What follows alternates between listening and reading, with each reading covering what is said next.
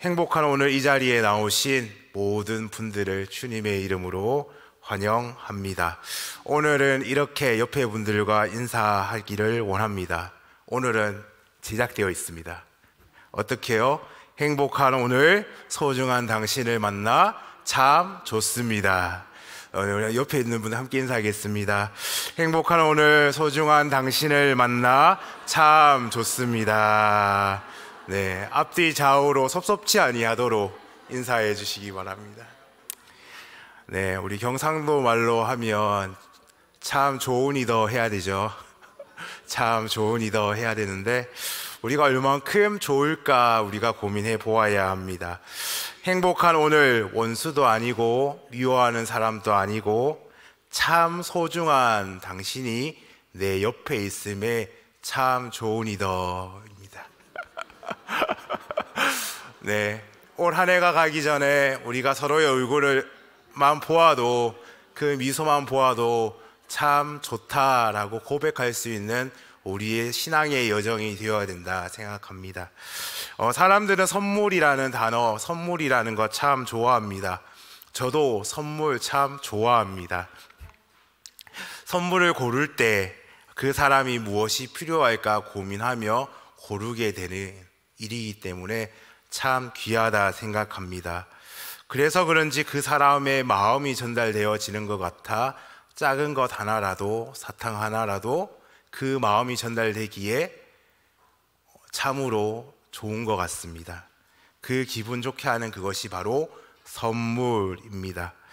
그래서 행복한 오늘 저는 여러분들에게 무엇을 드릴 수 있을까 한 주 동안 많은 고민을 했습니다. 그래서 이 선물을 드리려고 합니다. 그 선물은 바로 이 세상에서 가장 기쁜 소식입니다. 네, 제가 질문 하나 드리겠습니다. 만약 오늘이라도 이 세상을 떠나신다면 천국에 들어간다고 확신하고 계십니까? 네, 아멘. 네, 맞습니다. 확신해야 합니다. 이곳에 그럼에도 불구하고 확신하지 못하는 지체들이 있는 것 같습니다. 그렇게 하며 천국에 들어갈 수 있는 방법이 무엇일까요? 우리 교회학교 시절에 배웠던 것 같습니다. 돈으로도 못 가요? 벼슬로도 못 가요? 네, 믿음으로 가는 나라 하나님 나라죠. 그렇습니다. 우리가 아무리 선행을 행한다 할지라도 절에 가서 108배를 하고 3000배를 해서 우리의 모든 번뇌를 깰 수 있다 생각하지만은 그러한 육체적 고난과 수행을 통해서는 천국에 갈 수 없습니다. 우리가 아무리 이 땅에 태어나 선한 일을 한다 할지라도 천국 갈 수 없습니다. 우리가 박사학위를 따고 세상의 학술지에 논문을 발표한다 해도 그것으로 천국 갈 수 있는 것은 아닙니다. 선행이라고 돈이라고 지식이라고 답하신 분들이 있을 것 같아서 저는 참 더 기쁜 소식을 전할 수가 있어서 더 큰 기쁨이 있는 것 같습니다. 그 기쁨의 소식은 영생은 값없이 주시는 하나님의 선물이 있다는 것을 알려드릴 수 있기 때문입니다. 그러므로 영생은 돈이나 공로나 자격으로 얻는 것이 아닙니다. 오늘 읽은 성경은 이렇게 기록합니다. 너희는 그 은혜에 의하여 구원을 받았다. 믿음으로 구원을 받았다 이야기합니다. 이것이 내가 돈을 주고 사는 것이 아니라 좋은 백화점 가서 고르는 것이 아니라 하나님께서 우리에게 주신 선물이라고 명확하게 이야기하고 있습니다. 행위에서 난 것이 아니기 때문에 누구든지 자랑치 못한다고 오늘 에베소서 2장 8절과 9절은 설명하고 있습니다. 사실 우리가 살면서 생명과 관계되는 것들 중에 다 공짜로 거저받습니다. 우리가 숨을 쉬는 것도, 공기를 통해 숨 쉬는 것도, 우리가 목이 마를 때 물을 마시는 것도, 또 우리가 따뜻한 햇볕을 맞이하는 것도 하나님께서 값없이 주시는 선물입니다. 이와 같이 영생도 하나님이 우리에게 값없이 주시는 선물이다라는 것입니다. 그렇다면 하나님의 영생의 선물을 왜 우리에게 주셨을까요? 이것은 성경이 인간에 관하여 하신 말씀을 좀 더 이해하면 알 수 있습니다. 성경은 말합니다. 인간은 죄인이다 말합니다.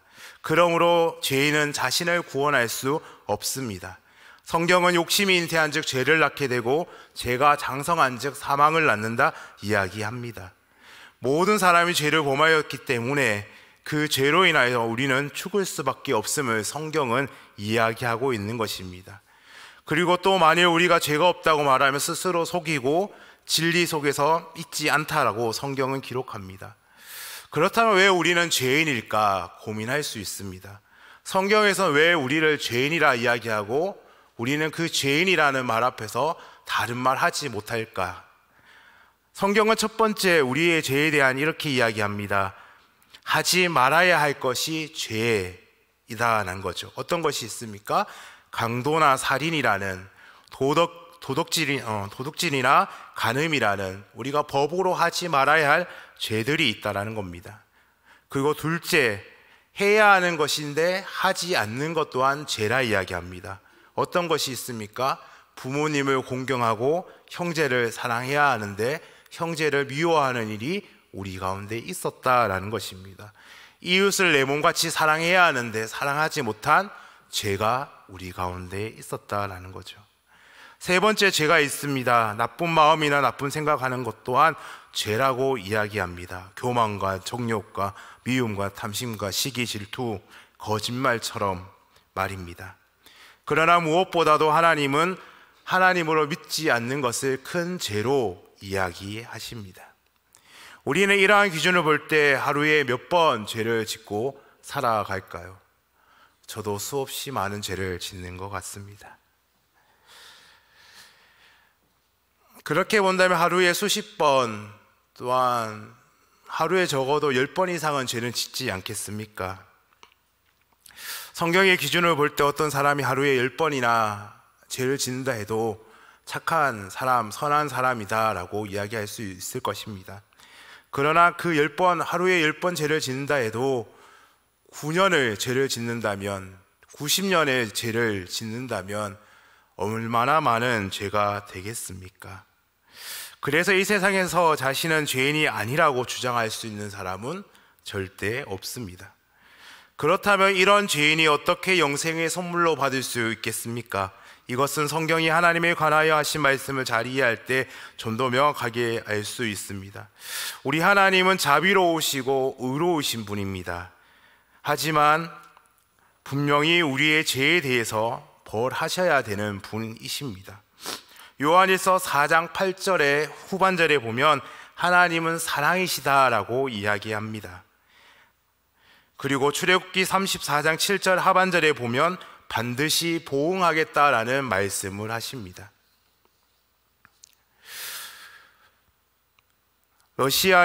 지금 러시아가 전쟁 중인데 고대 러시아에서 전쟁이 있었다고 합니다. 부족한 식량을 훔치는 사건이 종종 있었습니다. 화가 난 지휘관 가르시아 장군은 누구든지 식량을 훔치게 되면 그 잡힌 자에게 끔찍한 체벌을 하겠다고 선포했습니다. 그런데 도둑을 잡고 보니 다른 사람이 아니라 그의 어머니였던 것입니다. 장군은 원칙대로 상하는 어머니에게 채찍질을 가하자니 늙으신 어머니가 걱정되었습니다. 원칙을 무시하고자 하니 자신의 권위가 떨어질까 염려되었습니다. 벌하는 그날이 다가왔습니다.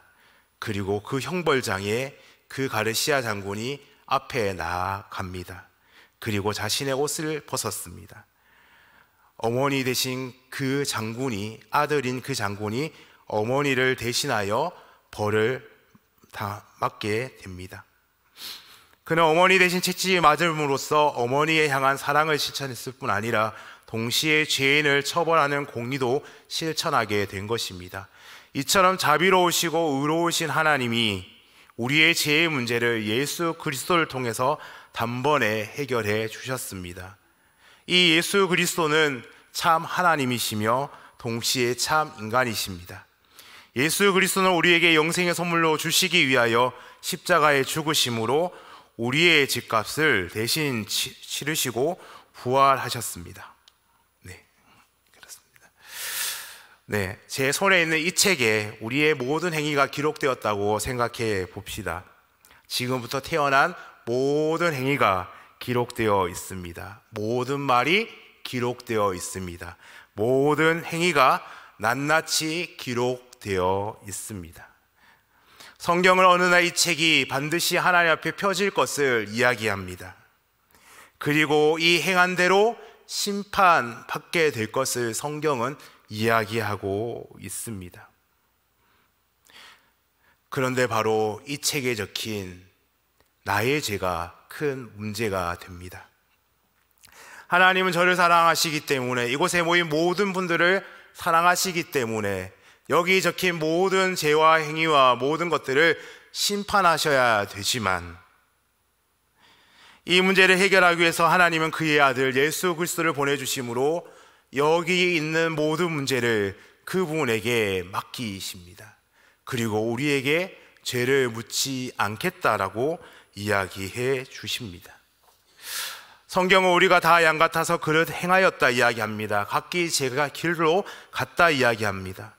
여호와께서 우리의 모든 죄악을 그에게, 예수님께 담당시키셨다라고 이야기합니다. 우리는 우리 스스로 이 문제를 해결할 수 없습니다. 이 문제를 해결하기 위해서 그 하나님은 그 아들 예수 그리스도를 통해서 해결하시려고 합니다. 십자가에 달려 죽게 하시고 그의 부활을 통해서 우리에게 죄인이 아니라 하나님의 자녀로 부르시겠다 하시는 것입니다. 예수 그리스도는 그 자신의 몸으로 우리의 모든 죄값을 치르기 위하여 십자가에 달려 돌아가셨습니다. 이것을 성경은 이야기하고 있고 증언하고 있습니다. 주님께서 그 십자가 위에 달리셨을 때 다 이루었다라고 우리에게 선포하십니다. 범죄한 우리 모든 죄값으로 죽을 수밖에 없지만은 예수 그리스도께서 다 이루어 주셨다는 그 한마디의 선포를 통해서 우리는 죄인이 아니라 삶 안에 부활하신 예수님과 같이 부활하는, 부활의 아침을 맞이하는 하나님의 자녀가 되게 해 주셨다라고 성경은 기록하고 있는 것입니다. 지금 예수님은 영생의 선물로 주시기를 원하십니다. 그렇다면 우리가 이 영생의 선물을 어떻게 받을 수 있을까 다시 한번 고민해 보아야 합니다. 영생의 선물은 오직 예수 그리스도를 믿음으로 받습니다. 그러나 중요한 사실은 단순한 지식적 동의로 얻는 것이 아닙니다. 현세적인 믿음으로 이 구원을 받는 것이 아닙니다. 구원을 받는 참 믿음은 우리의 구원을 위해서 오직 예수 그리스도만을 신뢰할 때 이루어진다라는 사실입니다. 성경은 이렇게 기록합니다. 사도행전 16장 31절입니다. 주 예수를 믿으라, 그리하면 너와 내 집이 구원을 받으리라 이야기합니다. 구원받는 참 믿음이 무엇인지 우리는 한 번쯤 생각해 보아야 합니다. 참 믿음이 무엇일까? 우리가 보기에 참 좋은 의자가 저 옆에 있잖아요. 소파가 있죠. 저 의자를 들고 제가 여기 서 있으면 저 의자와 저는 아무런 상관이 없습니다. 그렇죠? 아닌가요? 앉아야지 잘 사용하고 좋은 의자의 효과를 보지 않겠습니까? 만약에 저 의자가 예수님이라고 생각해 봅시다. 저 예수님이 옆에 계신데 내가 예수님께 전적으로 의지 못하고 옆에만 서 있으면 나는 아무것도 아닙니다. 그저 예수님을 지식적으로 아는 사람인 거죠. 이 지식적인 문제를 해결해 주실 분으로 알고 우리의 돈의 문제, 염려의 문제를 지식적으로 해결해 줄 분으로 믿고 맡기고, 또 건강의 염려를 그분께 맡기고, 가족의 모든 문제를 그분께 맡겼다고 하면 우리는 지식적 동의로서 그분에게 현세적인 문제를 맡겼는 것밖에 되지 않습니다. 예수 그리스도를 구주로 고백하는다라는 것은, 믿는다는 것은 나의 전적인 문제, 현세적 문제, 모든 문제를, 나의 모든 것을 주님께 맡겼다라는 것입니다. 예수 믿는 사람은요, 믿었다 할 때 전적으로 나의 삶을 맡기는 겁니다. 내가 좋은 아파트를 택하고 살아가는 것이 아니라, 오늘 무엇을 먹을까 염려하며 살아가는 것이 아니라, 주인 되신 그 하나님께 우리가 모든 것을 맡기고 그 주님께서 공급해 주신 그 은혜로 내가 먹겠다 결단하며 살아가는 것이 믿음 생활인 것입니다.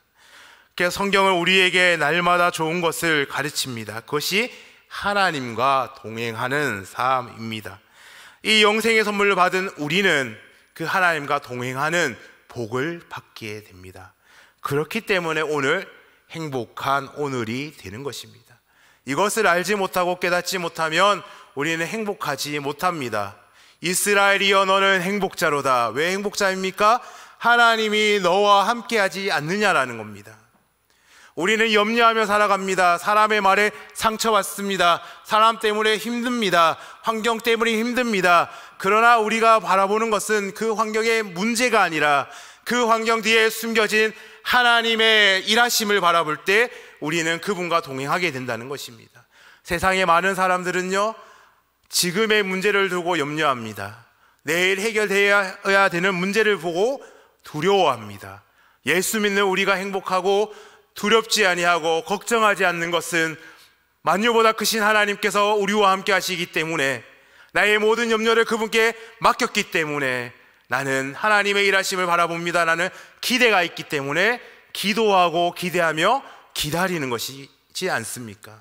이것이 우리의 행복입니다. 돈이 많아 행복해질 수 있습니다. 인맥이 넓어져서 행복할 수 있습니다. 그러나 우리의 최고의 행복은 예수 그리스도이심을 고백하는 우리들입니다. 우리는 약 5주의 시간을 보내면서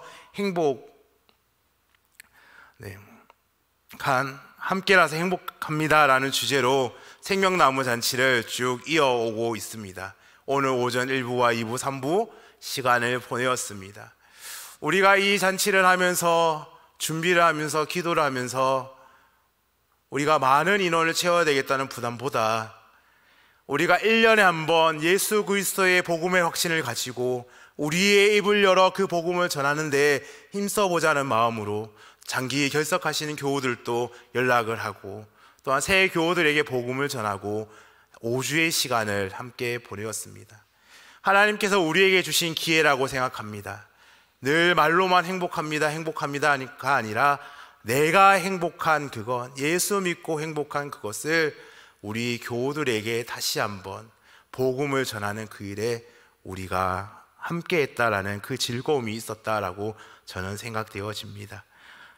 준비하는 입장에서는 때로는 많이 왔으면 좋겠고, 때로는 많이 와서 교회에 파도와 같이 왔으면 좋겠다라는 기대감이 있었지만은, 하나님께서 한편은 저의 마음에 주신 감동은 그래도 우리 모두가 그 복음을 통해서 전하는 일에 최선을 다했지 않느냐라는 질문이셨습니다. 우리가 한 해를 보내면서 아직도 복음을 전하지 못한 교우들이 있다면 우리는 믿음의 확신을 가지고 우리의 믿는 바와 아는 바를 또한 믿지 않는 자들에게, 또 복음을 잊어버린 자들에게 다시 한번 전할 수 있는 우리들 되었으면 좋겠습니다. 하나님의 때가 언제인지 모릅니다. 올해는 전했지만은 반응 없었지만은 다음 달에 전해보니 반응이 있을 수 있습니다. 어쩌면 하나님의 때가 다 되어서 그 영혼을 부르셔서 그 영혼이 천국 가는 그날에 천국 가지 못하고 지옥불에 떨어진다면 우리 마음에 얼마나 아픔이 있겠습니까? 우리가 담대히 기쁜 소식을 전할 수 있는 우리들 되었으면 합니다. 이제 우리 모두는 영생을 가진 사람들입니다. 그리고 구원의 확신이 있는 사람입니다. 영생을 소유한 사람들입니다. 우리가 예수를 믿는다 했을 때 영생 얻는 것이 아니라 교회 공동체 안에서 훈련되어져야 하는 것입니다. 성경의 말씀을 읽음을 통해서 성숙해 나가야 되고, 기도 생활을 통해서 예수님을 닮아가야 되고, 또한 우리가 전도함으로써 내가 받은 그 은혜를 나누어 줄 수 있는 우리들 되어야 됩니다. 이것은 교회 공동체 안에서 건강하게 자라날 때 가능한 것입니다. 우리가 교회 공동체 안에서 믿음의 확신을 가지고 우리의 믿음의 담대함을 가지고 함께 훈련되어지고 자라날 수 있는 우리들 되기를 소망합니다. 때로는 이 공동체 안에서 사람의 말로 상처받을 수 있습니다. 그러나 만유보다 크신 그 하나님을 바라볼 수 있고 그 하나님을 더욱더 의지할 수 있는 우리들 되었으면 좋겠습니다. 사람이 아니라 우리를 위하여 일하시는 그 하나님의 손길을 바라보는 우리 모두가 되기를 소망합니다. 그러므로 저는 마지막 찬양으로 마무리하려 합니다. 나는 행복해요. 우리의 진짜 그 행복, 우리의 고백을 담아 함께 찬양하겠습니다.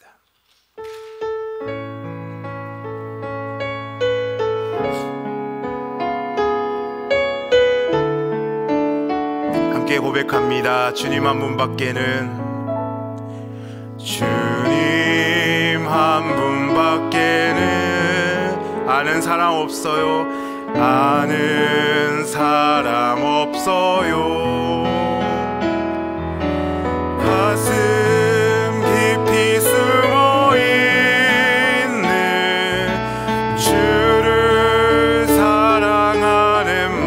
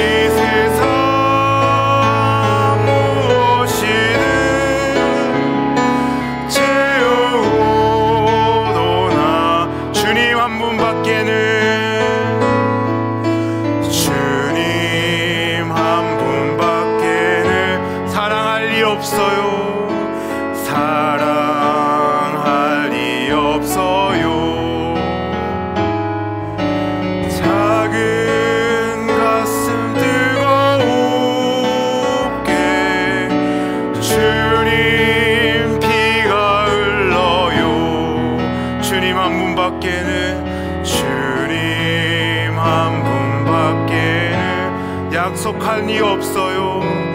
약속한 이 없어요. 나를